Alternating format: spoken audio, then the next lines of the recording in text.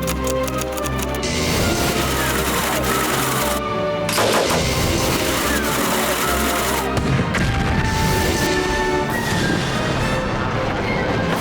provide cover.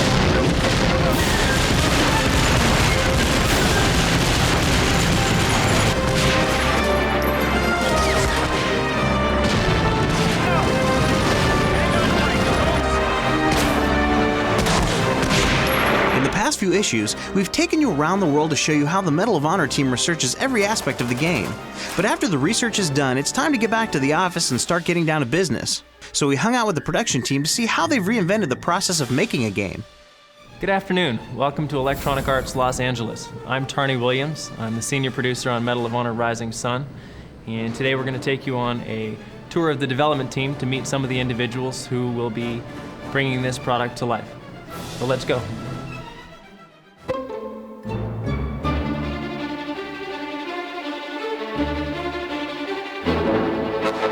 Storytelling is a very high priority for the Electronic Arts Los Angeles team, so they started looking towards the movie industry for help. I've worked on many different feature films like Shrek and Prince of Egypt and The Grinch That Stole Christmas. When I came here, we were starting to brainstorm what Rising Sun was going to be. The first thing I brought to them was the idea of the step outline. And this is a method that many screenwriters use to get together with other people and think up the various beats or the various things you'd like to see happen in the level of the game. Open in Pearl Harbor, maybe you're down and below in the ship Arizona. Maybe the ship is being destroyed. Maybe you go into shell shock. Maybe you're blown off the ship, etc., etc.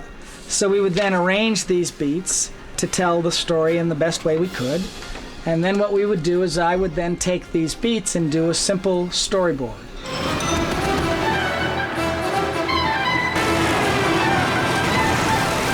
For the gaming industry, this approach is something new because I think games have not been particularly concerned with story in the past. And so we've now employed this in great depth on Rising Sun. And I'm hopeful that Rising Sun will have a greater sense of drama, a greater sense of story, and more believable characters than any other interactive game.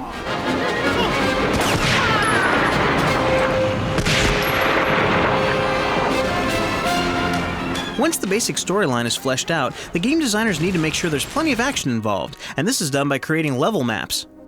In order to achieve the high production values that are one of the main targets we reach for with Medal of Honor Rising Sun, we spent a lot of time in pre-production doing animatics, storyboards, concept art, and then this is a level map that the designers will actually build up. In this particular one, it's called In Search of Yamashita's Gold, and where we walk through each of these areas, where the enemies are, how the different placements are going to be. We got the down plane here, a lot of jungle up through here, an uphill slope.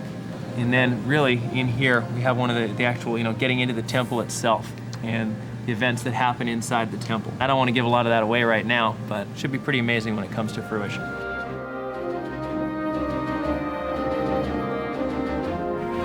Now, if you stay on the raft, you would hit the same trigger and actually get the gator killing the guy.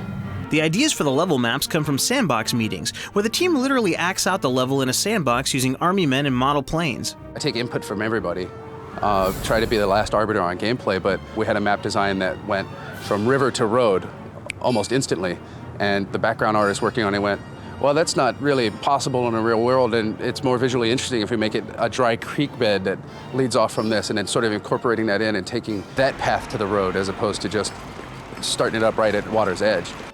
We should be able to just play it all like a director script from our scripting stuff. It's just this, then pause this long, play this sound file, this, pause this long, pause it. So we should be able to use the same assets. There's definitely a lot of back and forth between our artists and designers. Initially, the process is our sandboxing, where I'm there to say to the designer, well, visually, I don't know how we're going to pull this off. This isn't going to work. Or I can say, well, you know what? Here's a better idea. Why don't we do this? Because this might actually give you what you want, but look better at the same time. That way we could get more bang for our buck. So I could set down a trigger every, 10 feet on the raft where he does this. Exactly. We're going to join our Character Weeklies meeting here. This is a meeting in which the character team is able to show off the progress on their assets, and myself and our art director are able to give them feedback as to the direction and the progress they're going, and they can also get sign-off on those assets and move on to the next thing. The cockpit will be pushed back, like the glass canopy will be back, and he'll be outside, so he'll be firing at you with a pistol. And this is based on an actual event that happened. I would say the authenticity factor for our game does make it difficult sometimes because, you know, every once in a while you really want to pull out that artistic license. But then we do have to always bring it back down to whether or not this was authentic. There's always a fine line between what's fun, what's visually interesting, and what's authentic. And we at least do try to start from being accurate, because it's an important aspect of our game, and we definitely respect the fans who have responded to that. But beyond that, I still reserve my artistic license, and there are areas where I do like to push things, but it's never with the intent to spit in the face of accuracy.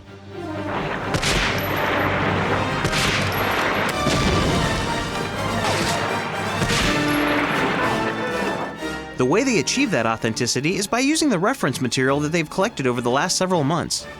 My job on the trip was basically to act as a photographer. I walked around with a digital camera. I was really building a texture library. We've ended up building a library of probably thousands of texture shots from the pictures we took on that trip, and it's been very useful. We've been using them to texture the missions for the levels already.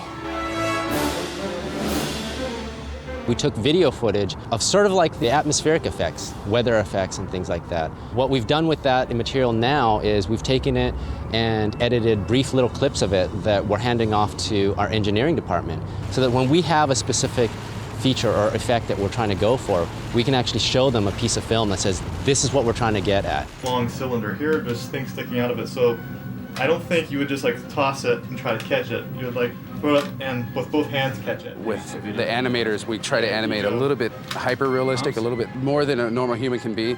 You can get motion capture up to a point, but there are some things that real humans can't do that we actually want to accomplish. Technically, you can hook somebody up to a slingshot rig and throw them against the wall, but we've got animators that can make that much more dramatic and who are experienced at doing that kind of thing. It's stretched realism as far as the way the animations work, and the performances are much more compelling.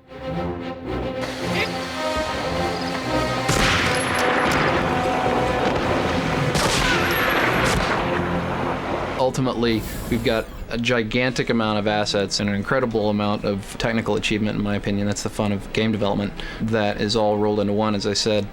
Over a terabyte of raw assets that gets distilled down into what we consider to be Medal of Honor Rising Sun, and that has to be shoehorned onto a DVD and into a PlayStation that has suited us very nicely for delivering the special effects punch and the graphical visual quality that we're trying to achieve for creating this title that's going to add the next step to the Medal of Honor franchise.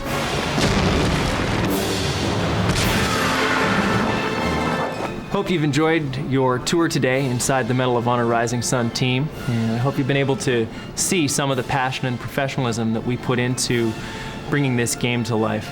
Certainly hope you'll enjoy the game as much as we've enjoyed making it. Thank you very much.